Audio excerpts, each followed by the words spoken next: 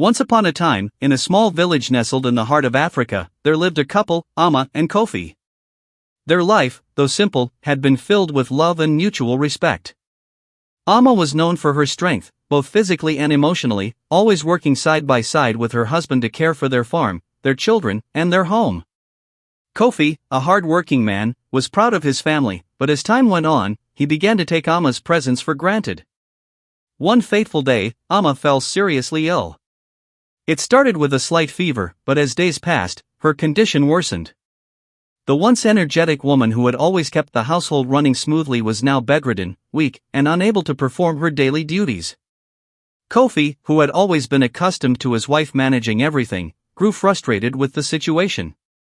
He could not understand why she wasn't recovering quickly. Instead of compassion, he began to feel annoyance. The chores around the house piled up, and the once clean home now felt disorganized. He noticed the children were not getting their meals on time, and his own laundry was left undone. Amma, even in her weakened state, tried to contribute what she could, but her efforts were feeble and insufficient. This only made Kofi more upset. Kofi's frustration turned into resentment.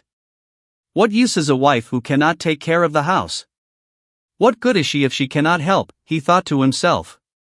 With each passing day, his feelings of bitterness grew. He could not see beyond his own discomfort and disappointment. The bond that once tied them together started to fray, and emotional distance crept in between them. One evening, after a particularly difficult day, Kofi stood in the doorway, looking at his wife lying on the bed. His heart was heavy, not with sympathy, but with frustration. In a moment of anger, he spoke the words that would change their lives forever. "Amma," he said coldly, "you are nothing but a burden now. I cannot keep carrying this weight. If you cannot help, then you must leave." Amma's eyes widened in disbelief. Her heart ached, not just from her illness, but from the harshness of Kofi's words. But Kofi had made up his mind. Without any compassion or understanding, he turned his back on her and walked away, leaving her to gather her thoughts in silence. The room, once filled with warmth and love, now felt like a prison of bitterness. In that moment, Amma knew she had lost more than her health, she had lost her place in Kofi's heart. Little did Kofi know that his harsh decision would set into motion a chain of events that would change both their lives forever. Amma, her heart shattered by Kofi's harsh words, slowly rose from the bed. She felt weak, but a fire ignited within her, a fire that urged her to leave the place that once was her home. The weight of his betrayal, coupled with her illness, made her realize that her life could not continue in this way. Despite the physical pain she felt, she knew she had to find a way to stand on her own, even if it meant facing the harshness of the world outside.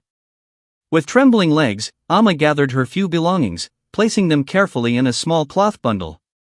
She stepped out of the door, looking back only once at the home she had built with Kofi. The sun was beginning to set, casting long shadows over the village. The sky seemed to mirror her sorrow, as dark clouds gathered on the horizon. But she did not turn back. She could not. As she walked through the village, the path seemed endless. Her strength was waning, and the illness that had confined her to the bed now seemed to wrap around her like a heavy cloak. Every step was a struggle, but her mind was clearer than ever. She thought about the years she had spent with Kofi, how she had always given her all, how she had loved him with every ounce of her being. She had worked tirelessly to care for their children, their home, and the land they lived on. But now, it all felt like a distant memory, swallowed by the cruelty of his words. Amma's mind was filled with questions. How could he turn his back on her when she had been nothing but loyal? How could he see her as a burden? But in the quiet of the evening, she realized that these questions would remain unanswered, and she needed to move forward, not backward. After hours of walking, weary and frail, Amma found herself at the edge of a vast forest. The trees loomed like ancient sentinels, their branches reaching out to embrace her. She stepped into the cool shade, the rustling leaves offering a sense of comfort. As she ventured deeper into the forest, she noticed a small hut nestled among the trees, a place she had never seen before.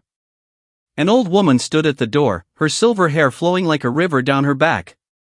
Her eyes, sharp and wise, met Amma's with a knowing look, as if she had been expecting her. The old woman gestured for Amma to come closer, and with no strength left to resist, Amma entered the hut. The air inside was warm, filled with the scent of herbs and firewood. The woman offered her a seat by the fire and gave her a bowl of warm soup.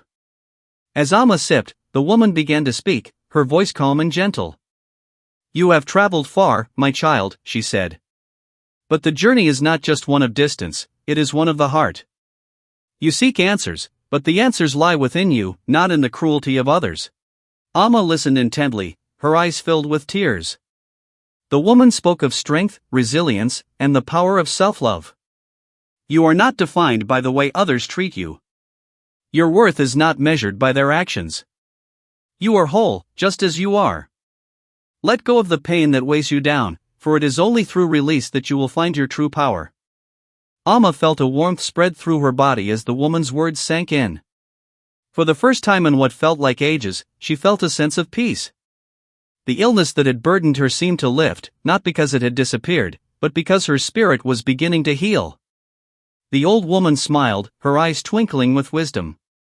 "You are stronger than you know, child. The path ahead will be difficult, but you are not alone. Nature will guide you, and the world will recognize your strength." Amma stayed with the old woman for a few days, regaining her strength and learning valuable lessons. The time spent in the forest, away from the pain of her past, gave her a new perspective on life. She realized that her worth was not determined by Kofi or anyone else, but by the strength and resilience she carried within. As she prepared to leave the forest and continue her journey, the old woman handed her a small stone. "Keep this with you, child," she said. "It will remind you that you are never truly lost, for the path of wisdom and healing is always within you." With newfound strength, Amma left the forest, ready to face whatever challenges lay ahead. The world outside might be harsh, but she had learned that her true power lay in her ability to rise, no matter the circumstances. Kofi sat in the silence of the house, staring at the empty space where Amma once filled every corner with warmth and life. The house, which had once been a place of comfort and routine, now felt cold and barren. The walls seemed to echo with the absence of her laughter, her gentle voice calling to the children, and the quiet hum of her daily tasks. It felt as though the very air was heavy with the weight of his decision. At first, Kofi had convinced himself that kicking Amma out was the right thing to do, that her illness had made her useless to him, a burden he could no longer bear. But now, the emptiness of the house was a constant reminder of the harshness of his actions. He struggled to perform the simplest of tasks. Meals went uncooked, the house remained in disarray, and the children, once well cared for, now wandered aimlessly, unsure of what to do without their mother's guidance. Kofi, who had always prided himself on his ability to manage everything, found himself overwhelmed. The routine of daily life had been built around Amma's presence, her unwavering support, her tireless efforts. He had taken it all for granted. Now, with each passing day, the burden of his own mistakes grew heavier, and the house seemed to close in on him. He tried to fill the void by working harder on the farm, but even that couldn't shake the feeling that something was missing. The crops, though growing, felt lifeless, and the animals seemed distant, unresponsive. The land, once so full of life and energy when Amma was by his side, now felt barren. Guilt crept into Kofi's heart. He remembered all the small things Amma did, how she always woke early to start the fire, how she tended to the children with patience and love, how she made sure the house was always in order. He thought back to the times when they had worked together, side by side, each of them playing their part in building the life they had. The realization hit him like a thunderclap. Amma was not the burden he had believed her to be, she had been the foundation of their home, the heart that held everything together. She had loved him, cared for him, and supported him in ways he had never truly appreciated. Without her, nothing seemed to hold its shape. As the days turned into weeks, Kofi's regret grew. He missed Amma's gentle presence. He missed her laughter echoing in the corners of the house. He missed the way she cared for him, not out of duty, but out of love. He missed the way she could make even the hardest of days feel lighter with just a kind word or a warm touch. His heart ached with longing, but pride held him back from admitting his mistake. He knew he had wronged her, but could he find the strength to admit it? Could he undo the damage he had caused? One evening, as he sat alone by the fire, Kofi realized that the answer was clear. He had to find Amma and beg for her forgiveness. He could no longer live in this emptiness. The guilt had eaten away at him long enough. He needed to make things right, no matter how difficult it might be. But as the fire crackled in the darkness, Kofi knew that the road to redemption would not be easy. He had hurt the one person who had given him everything. And now, he would have to face the consequences of his actions. Amma's time in the forest became a turning point in her life. Under the guidance of the elderly woman, who spoke with the wisdom of countless seasons, Amma began to rebuild herself from within.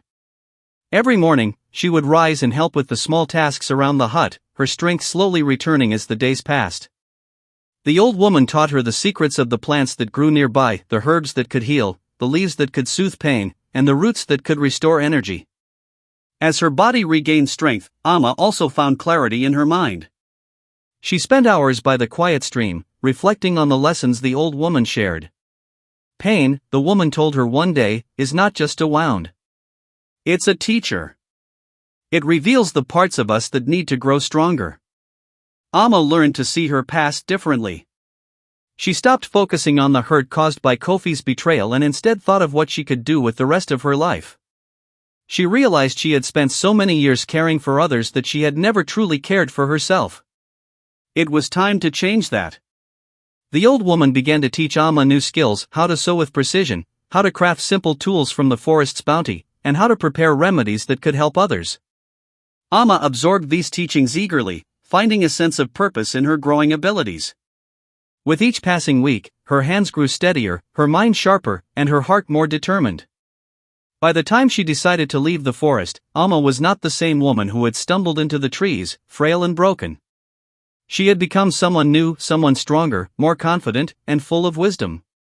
When she emerged from the forest and returned to the village, the people hardly recognized her. She carried herself with grace and assurance, her face no longer shadowed by doubt or fear. Amma's newfound skills quickly became known among the villagers. She began to help those who were sick, offering herbal remedies and soothing balms. Her knowledge of crafting allowed her to mend tools and clothes, providing solutions for those in need.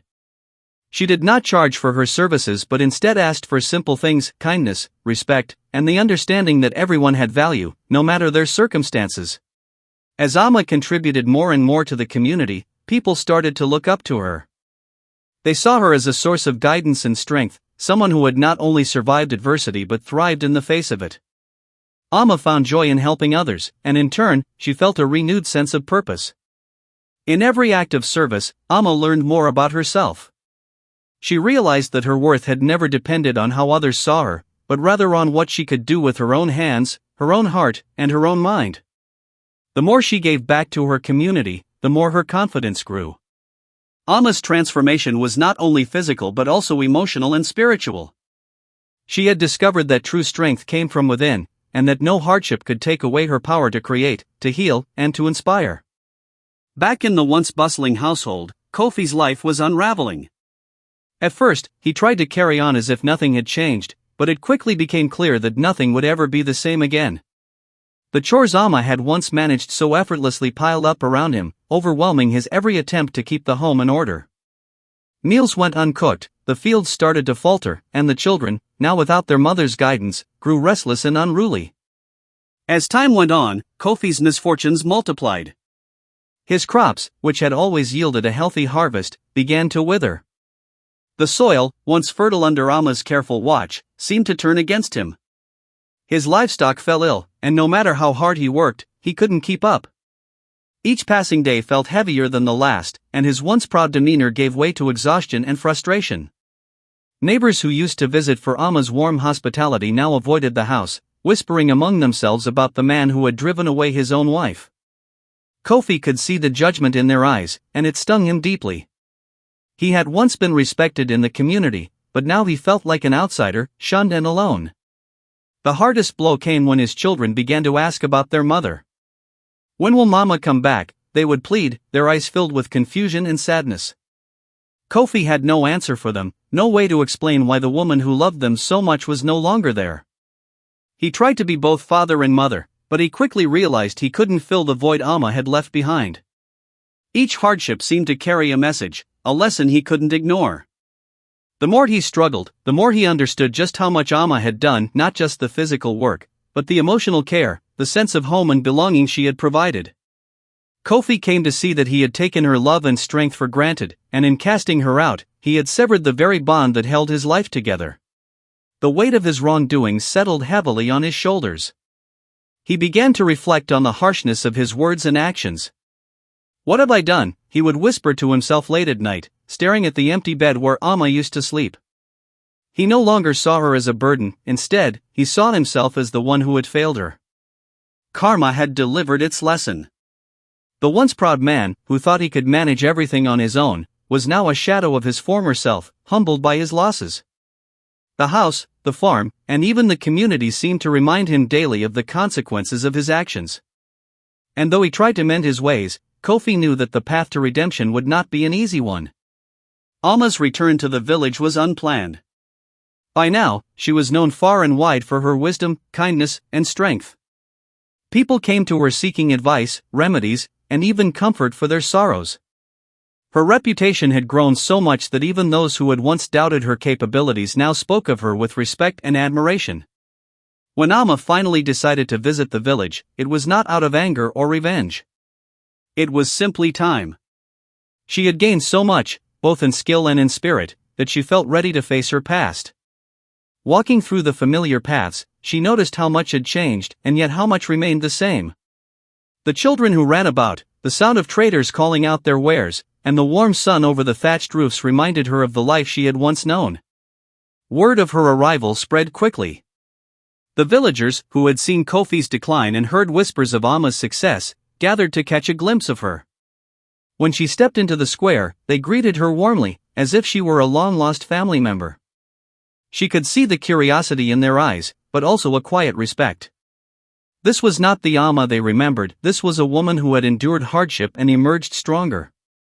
Kofi heard the news from his children, who had rushed to him, their faces bright with excitement. "Mama's back," they exclaimed. Kofi's heart leapt, but it was not just joy that filled him, it was fear and shame. He knew he had to face her, to look into the eyes of the woman he had wronged and ask for forgiveness. But he also feared what she might say, what she might think of him now. Summoning what courage he had left, Kofi made his way to the square. When he saw Amma standing there, surrounded by villagers, his breath caught in his throat. She looked stronger than he remembered, her presence commanding yet serene. Her gaze met his, and for a moment, time seemed to pause. Kofi approached slowly, his head bowed. The villagers fell silent as they watched. In that quiet moment, Kofi spoke words that he had been rehearsing in his mind for months. "Amma," he said, his voice trembling, "I was wrong. I was blinded by my own pride and foolishness. I see now how much I hurt you, how much I failed to appreciate all that you were and all that you did. I cannot undo the pain I caused, but I ask for your forgiveness." The square remained still as Amma regarded him. Her expression softened, but it did not betray weakness, it showed understanding. She stepped closer, her voice steady and clear. "Kofi," she said, "I have learned that forgiveness is as much a gift to oneself as it is to another. I forgive you, but know this, respect and gratitude must be earned. They cannot be taken for granted." Her words carried a weight that left no room for doubt. Kofi nodded, tears brimming in his eyes. "I will do everything I can to be worthy of your forgiveness," he promised. Though Amma chose to show mercy, she did not return to her old life. Instead, she continued her work, sharing her knowledge and helping others. Kofi, now humbled, began to rebuild his own life with a renewed sense of gratitude. The two remained connected, not as they once were, but with a mutual understanding of the lessons learned. In the end, the village gained more than just a healer and a wise woman, they gained a story. It was a story that would be told for generations, a tale of mistakes made, lessons learned, and the power of redemption.